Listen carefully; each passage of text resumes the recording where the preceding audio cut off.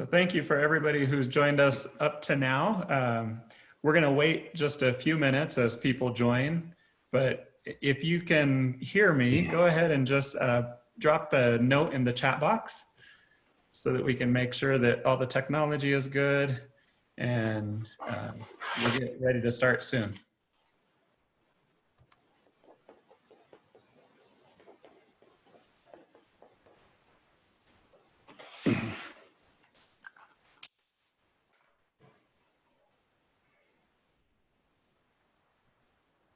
Oh, got a lot of folks here.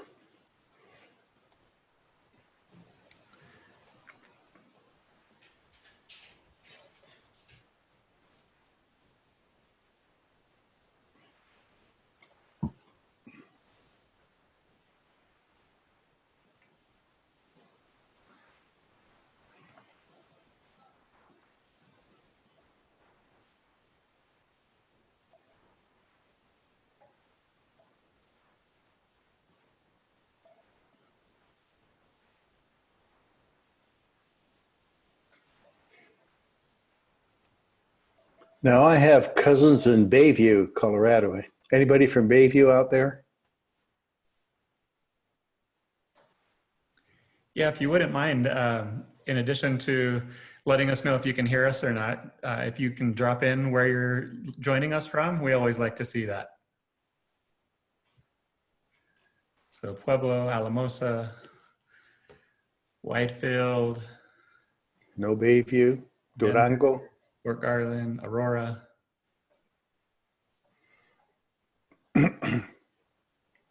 New Hampshire, that's cool. New Hampshire. Didn't know that's part of Colorado. Okay, well, you never know.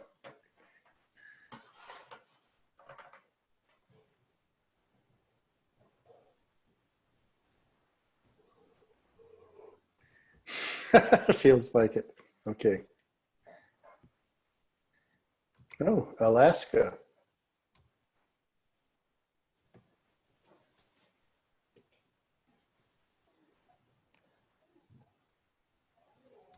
Durango.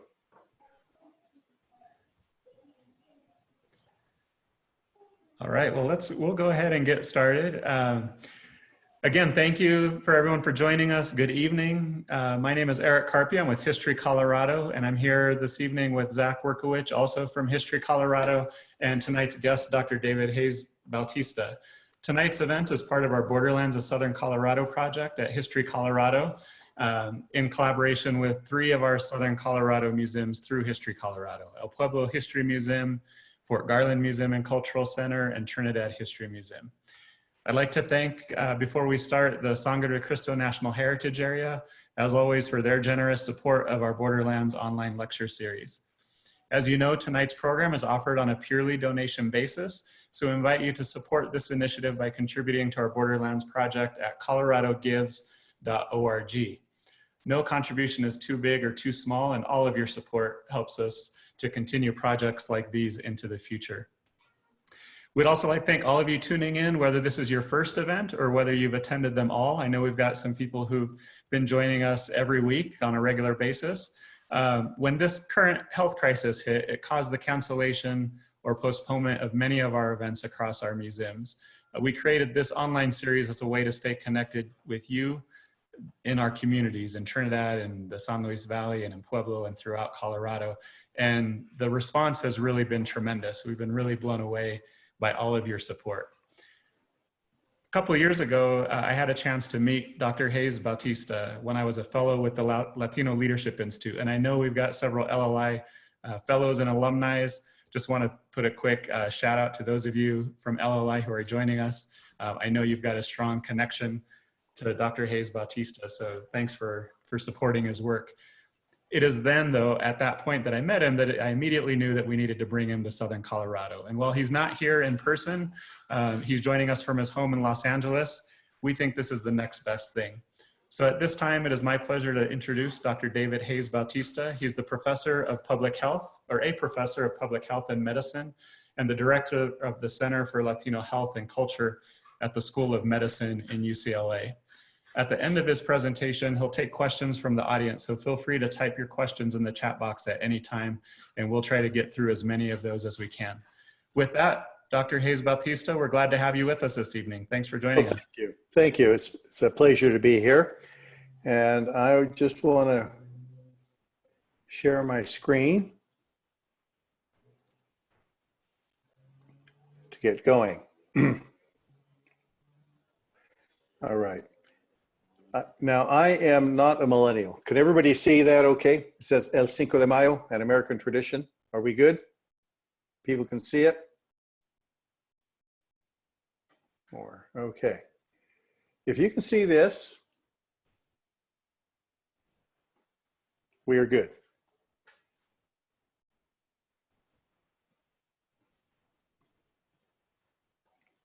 So, Eric, can you see that? I can't hear you.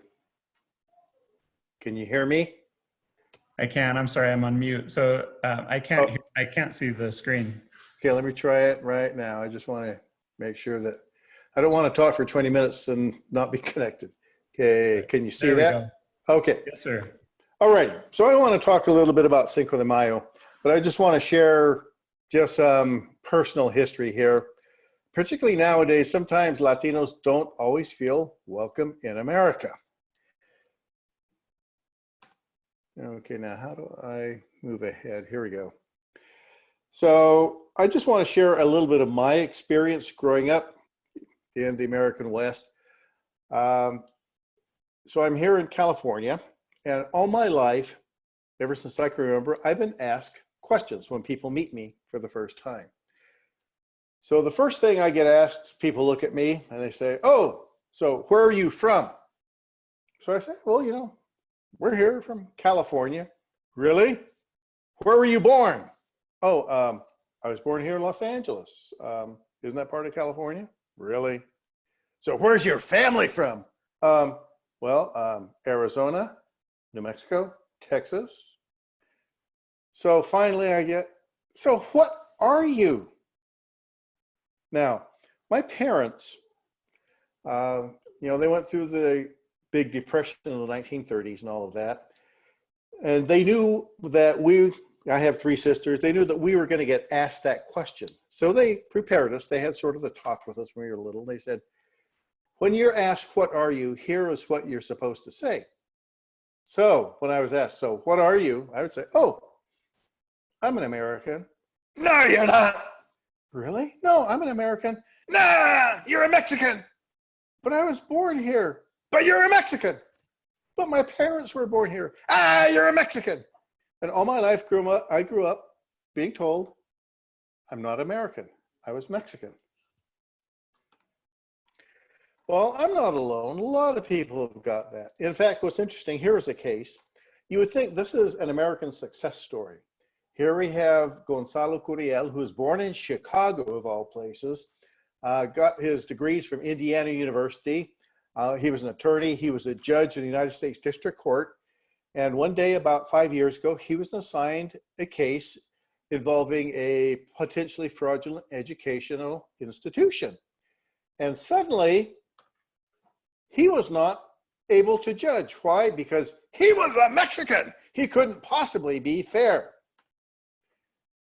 As he was called, I say he's got bias. He's a Mexican judge. He's of Mexican heritage. We are building a wall between here and Mexico. This is 2016. And it turns out, actually, you don't have to be from Mexico to be a Mexican. If you remember this about a year ago, that if you're Hondureño, Guatemalteco, or Salvadoreño, you too are Mexican. So clearly, when people call you a Mexican, they mean something more than somebody from Mexico. Like, I was born here, but I'm a Mexican. In fact, if you speak Spanish, you could be a Mexican. So one of the problems that I had to grapple with all my life is, well, I was born here. My parents were born here, but somehow I'm too Mexican ever to be an American. So what am I? Why do I feel unwelcome? Well, with this, I want to share some of the things that I discovered about myself, about Latinos, about the United States, around El Cinco de Mayo. Now, ever since I can remember, we've celebrated Cinco de Mayo. But I remember when I was a student, a university student, I started going to Mexico, and I found out something interesting. In fact, I remember I was in Guadalajara. I was a student, and it just happened to be the Cinco de Mayo, and I thought, now I'm going to see a real Cinco de Mayo. So I got up early in the morning, and I ran out of the house. My cousin said, "Where are you going?" I'm going to see the Cinco de Mayo parade. And I ran downtown. And I thought I heard them say something like, "Pendejo." Okay. So I went downtown. I sat right in front of the cathedral in Guadalajara, and I thought, I'm going to watch the biggest, best Cinco de Mayo ever. And I sat, and I waited, and I waited, and I waited, and nothing happened. So I went back to my cousin's house, and they said, "What did you say you were doing?" "I went to see the Cinco de Mayo parade." "But we don't celebrate Cinco de Mayo here in Mexico." Yeah, I figured that out finally. So the question is, why do we celebrate Cinco de Mayo here in the United States when it's not celebrated there in Mexico? Well, I can give you the answer in 30 seconds, actually. And then after 30 seconds, we can go out and celebrate Cinco de Mayo. Okay. Here is the 30-second version, what I have learned. First of all, I learned that Cinco de Mayo is not a Mexican holiday because nobody in Mexico celebrates it. Actually, they do a little bit in Puebla, but my cousins in Mexico City don't celebrate it. My cousins in Guadalajara don't celebrate it. My cousins in Eagle Pass don't celebrate it. My cousins in Ciudad Juarez don't celebrate it. They don't celebrate it. So if it's not a Mexican holiday, what is it? Well, it turns out it is an American Civil War holiday created by Latinos living here in the United States during the American Civil War. And a lot of people at this point are saying, "What? Latinos in the American Civil War? Didn't y'all just get here 20 years ago? Sneak under the fence somehow? Civil War? What is that all about?" Well, yes, it has a lot to do with it. And it has to do with the fact that we were once part of Mexico. In 1810, on the 16th of September, in fact, Father Hidalgo rang the bell in the church and declared Mexico's independence from Spain. And literally in the same breath that he declared Mexico's independence from Spain, he also said, "And once we are independent, the first thing we're going to do is abolish slavery." He said, "We're going to be a democracy. How can we hold other human beings in chains? That's crazy." And he was serious about this. In fact, he said, "I'm going to give the slave owners 10 days to free their slaves, or I'm putting the owners in jail." He was serious about this. Second thing he said is, and guess what? We're going to have racial equality and civil rights. I don't care what your racial background is. You will all be citizens of the Republic of Mexico. And in fact, just 2 weeks later, or 2 months later, his lieutenant, Jose Maria Morelos, publicly announced the establishment of the new government of the Republic of Mexico that will not label anyone as Indian, mulatto, nor any race, but rather all will be known in common as Americanos. Somos Americanos. It wasn't part of his Declaration of Independence in 1810, but Hidalgo and his followers continued the Iberian legal tradition that married women had rights independent of their husband. They could own property, they could sell it, they could buy it, didn't have to ask their husband anything. They actually had an existence, they had rights. And Mexico wasn't alone. In fact, literally every single Latin American republic, upon declaring independence from Spain, also declared abolition of slavery, racial equality and citizenship, and married women had property rights. Well, it so happened we were part of Mexico at that time, and that was the law of the land. No slavery, slavery was abolished, racial equality, married women had rights. How strange is that? Then, what happened in California was the Latino Big Bang, 10 days that shook the Latino world.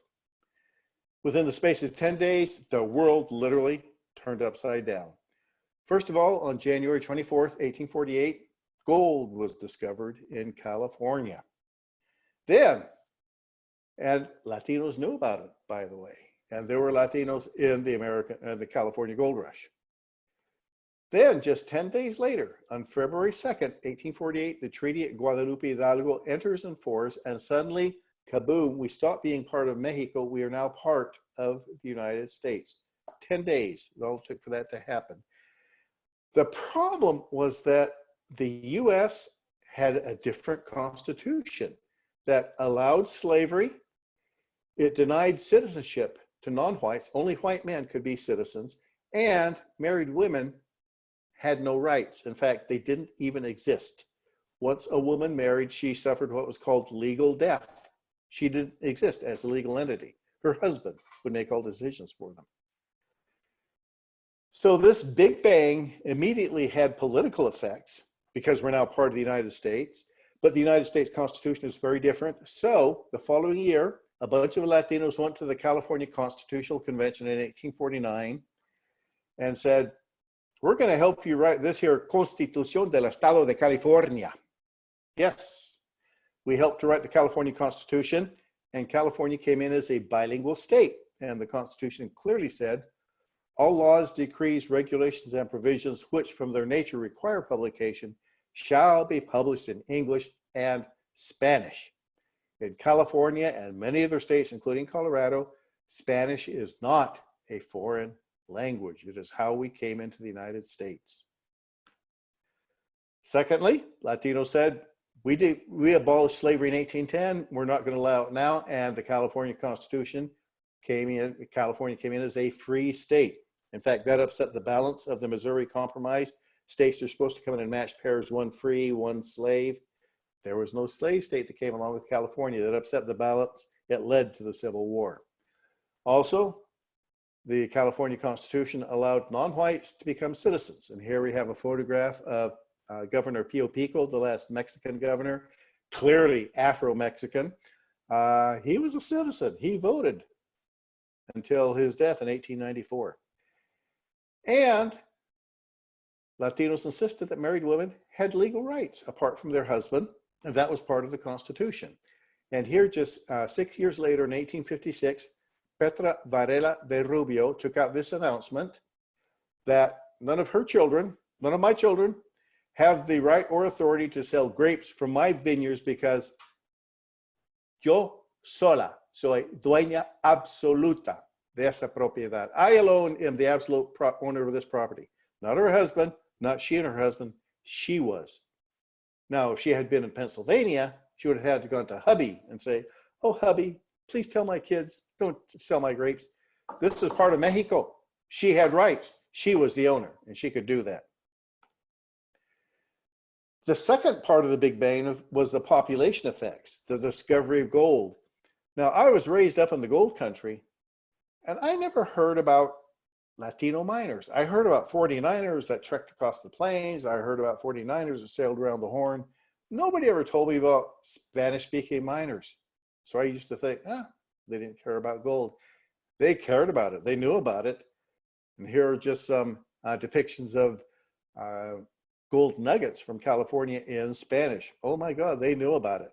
Tens of thousands of gambosinos, as they were called, gold miners, walked up the old Camino del Diablo from northern Mexico to California seeking gold. Thousands more sailed from every port, from Valparaiso, Talcahuano in Chile, from San Juan del Sur in Central America, Guaymas, Acapulco, San Blas, Mazatlan to California. Tens of thousands. They got here, they met each other, they paired up, they had babies. And this is some of the research that we've done. As we look at Latino births in Los Angeles County from 1850 to 1870, they nearly triple. And these here down below are non-Hispanic white births, kind of look like Los Angeles County today.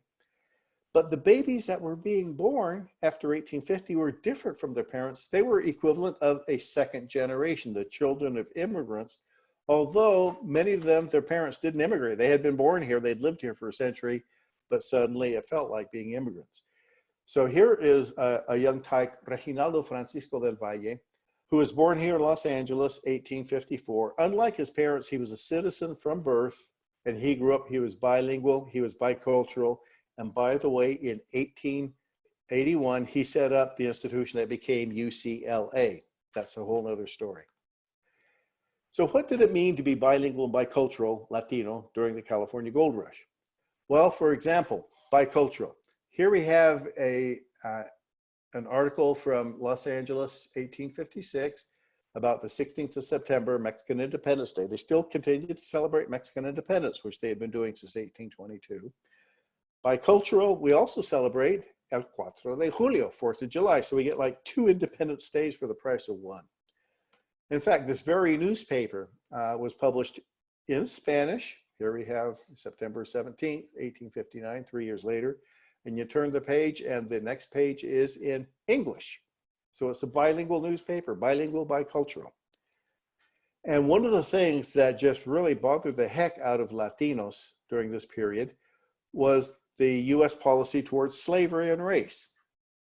Like they just couldn't wrap their heads around how the US allowed people to buy and sell other human beings. I mean, we got rid of that in 1810. And in fact, one of the Spanish language newspapers called El Museo Universal sent a reporter back to Virginia to look at a slave sale. I mean, Latinos just couldn't really believe. You mean you actually buy and sell each other like cows? You separate families like animals? Yes, they did. And of course, the admission of California as a free state created the imbalance that was supposed to be maintained by the Missouri Compromise. Part of the compromise was a greatly strengthened fugitive slave law, and Latinos were just aghast at this. Then, of course, the Know Nothing Party and others, you had the first nativist movement that wanted to take away civil rights from non-whites, such as in the Dred Scott case. And here is an editorial published in California in Spanish about the Dred Scott decision, that according to the Constitution, Africans are considered only as property and they will never be able to attain the position of citizens. And of course, if you're Pio Pico, or any of a number of the Carrillos, de la Guerras that were African and Indian origin, did this mean suddenly we're not citizens anymore? But that's what we were promised. Well, these issues of race, citizenship, slavery tore this country apart and led to the American Civil War, because all of the American West had been part of Mexico. Now I'm going to cut over to a video, and I'm not so good at this. Let's see if I can do this. Let's see, I've lost the big window. Where's that big window? Oh, here we go, stop sharing. Okay, now I'm gonna share again. Do this, let's share.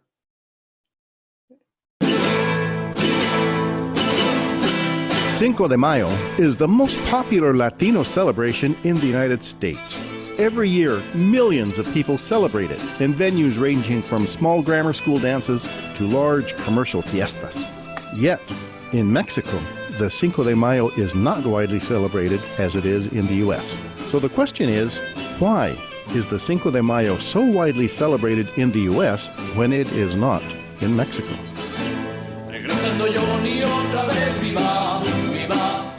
The answer is that the public celebration of Cinco de Mayo was created by Latinos living in the American West, California, Nevada, and Oregon during the dark days of the American Civil War. Wait a minute. Latinos in the American Civil War? What is that all about?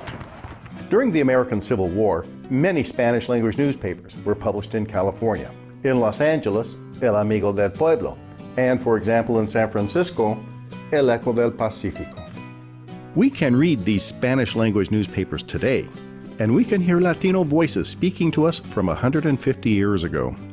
At times, the voices tell us about Latino daily life, restaurants serving Mexican food, musicians to provide tunes, musical and theatrical performances, births of the next generation, weddings, and deaths. We also hear the voices of Latinos concerned about policy issues that were tearing the United States apart, like slavery and race. When the American Civil War erupted, Latinos supported Abraham Lincoln and the United States against the Confederate slave states who wanted to create a new nation built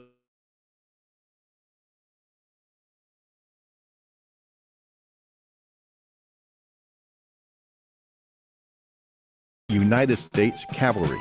But from the very first armed encounter of the Civil War, the slave states rode a streak of luck, winning battle after battle, while the Spanish-language newspapers informed Latino readers of defeat after defeat for the United States Army. And then, things got worse. Taking advantage of Lincoln's preoccupation with the Civil War, Napoleon III, Emperor of the French, sent his troops marching towards Mexico City to overthrow the constitutional republic headed by President Benito Juarez, and install Maximilian of Austria as the Emperor of Mexico, who would then be free to cooperate with the slave states in the rebellion against the United States.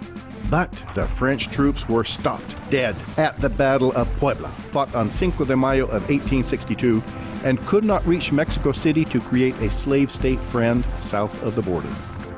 In California, Nevada, and Oregon, Latinos read the news of the unexpected victory of Cinco de Mayo and immediately began celebrating this first major victory with the Latino music and dances of the American Civil War.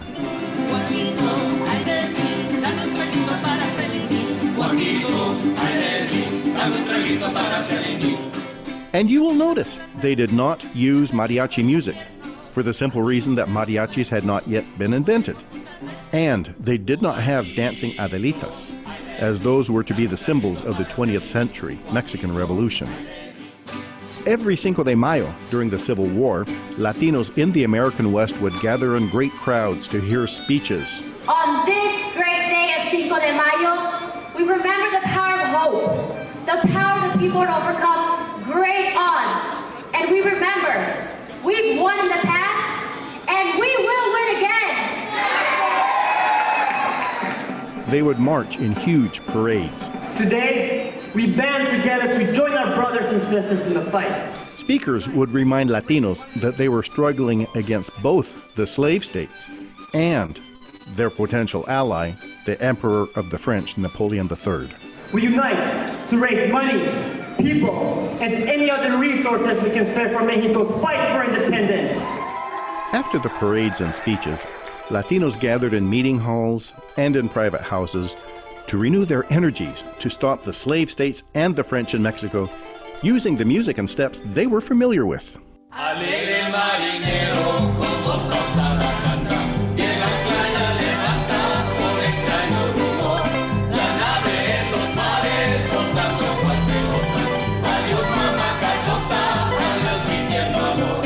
We at UCLA invite you to learn more about the American Civil War origins of the Cinco de Mayo in California, Nevada, and Oregon.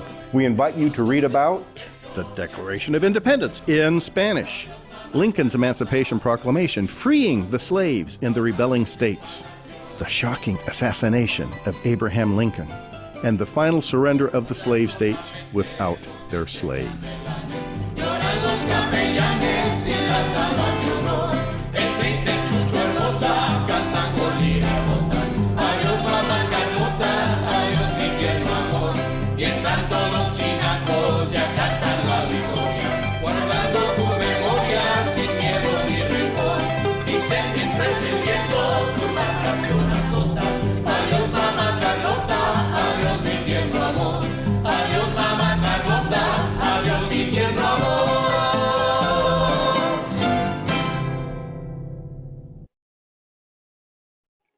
And that is why we celebrate Cinco de Mayo.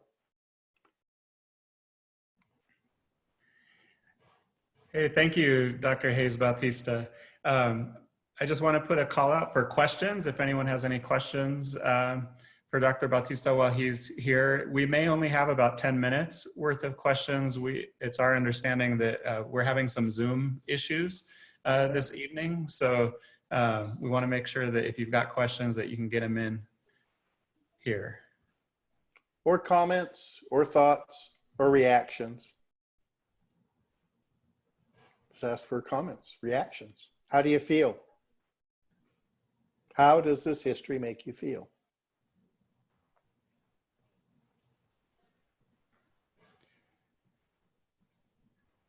So I have a question, if you don't mind. I know we wanted to talk about this anyway. We may have some of our audience wondering whether Cinco de Mayo was celebrated either in Colorado territory, because Colorado was a territory at that point, or New Mexico territory.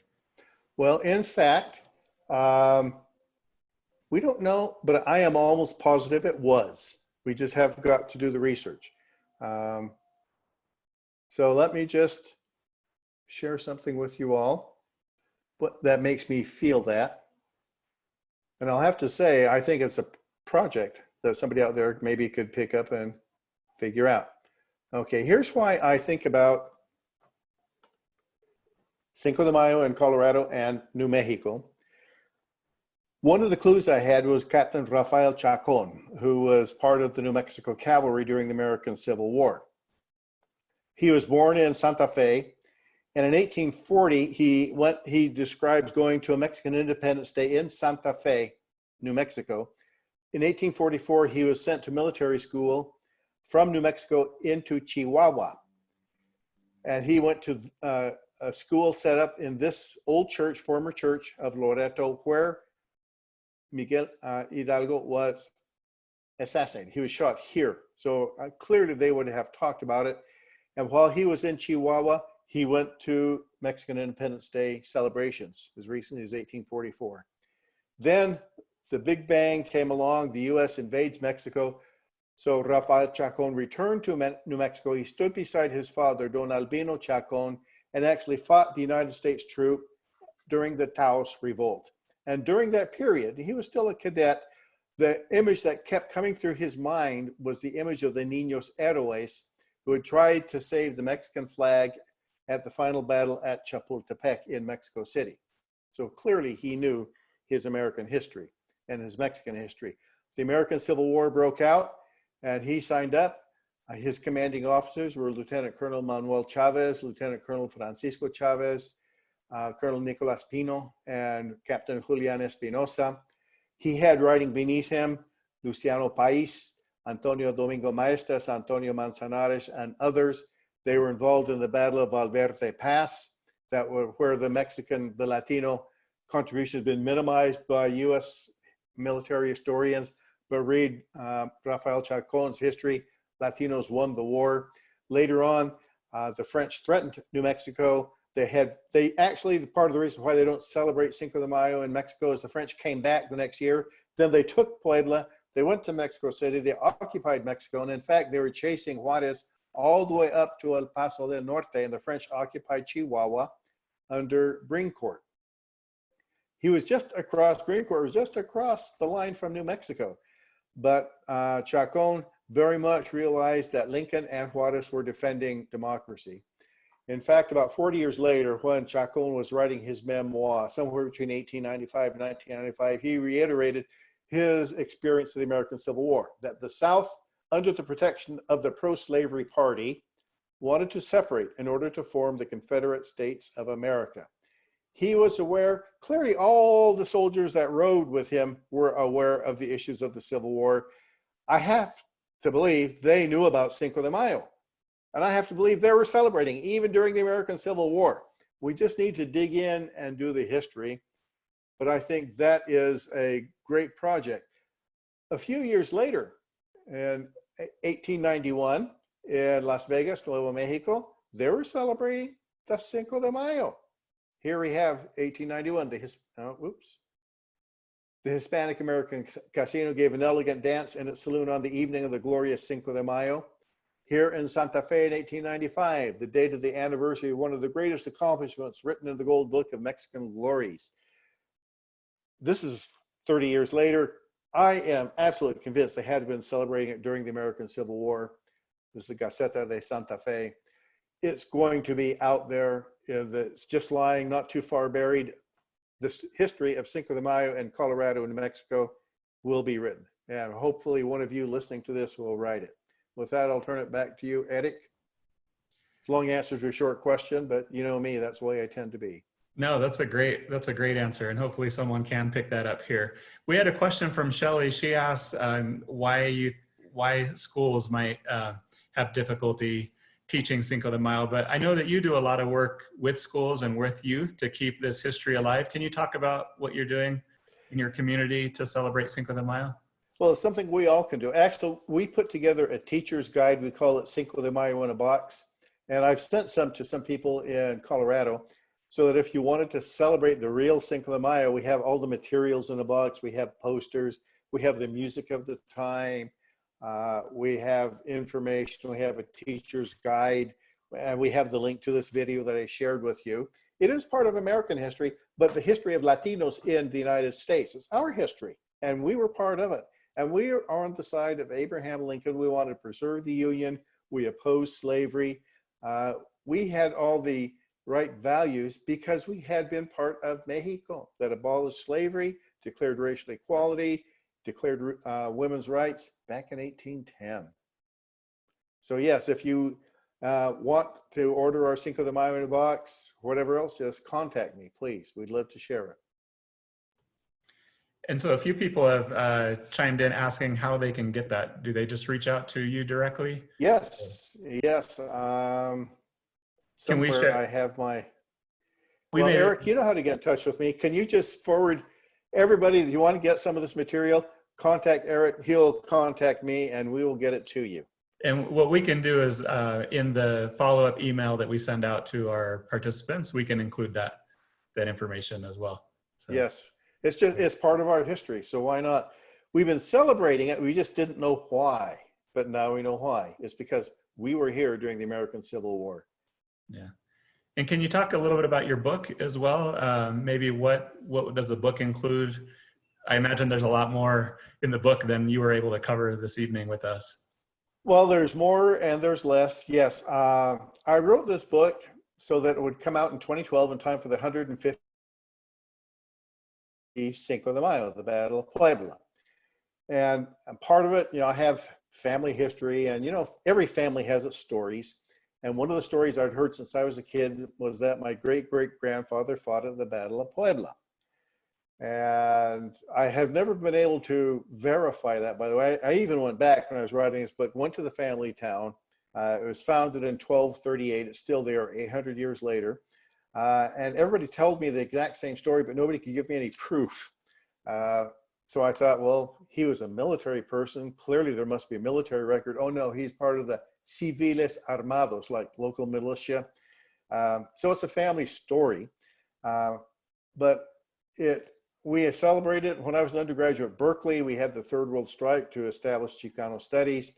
And just kind of to push the university, we had the first Cinco de Mayo celebration in, I believe, 1971. So how did we celebrate? We had a salsa concert at the Greek Theater at Berkeley because we didn't know the history. We just knew it had been celebrated. And then later I discovered my cousins in Mexico never celebrated it. But it was because it's our story, Latinos de Estados Unidos. And that is what we are.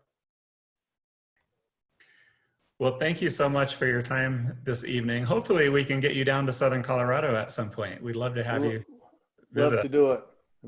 I have cousins in Bayfield. They run sheep between there and Cuba, New Mexico. Sheep trailing, but haven't seen them in a couple of years. I'd like to come and visit them. Well, once we can leave our homes, we'll invite you back. All right, thank you. Zach, do you mind putting up our final slide here this evening? Oh, let me stop sharing there. There we go. So with that, we want to thank you again for such a fascinating presentation. I saw a few comments in the chat box. A few people must have seen your presentation before because a few people said, I never get tired of seeing and hearing this story. So thanks for sharing. Want to thank again the Sangre de Cristo National Heritage Area and to all of our donors for supporting public programming through History Colorado Community Museums. What do we have coming up next? Well, we've committed to continue the series through May. So we've done 4. We've got 4 more coming up. We invite you to join us next Thursday with Manny Gonzalez. He's the Poet Laureate Emeritus of the city of Albuquerque. And he's an award-winning slam poet, performer. He's going to talk about his personal connection to New Mexico music, which is a real special genre of music that only folks in Southern Colorado and Northern New Mexico are familiar with. We've got a talk around women's suffrage in Southern Colorado. In a few weeks, a discussion around crypto-Judaism and lots of other exciting things. So again, thank you for joining us this evening. We hope to see you again. And until then, have a good night.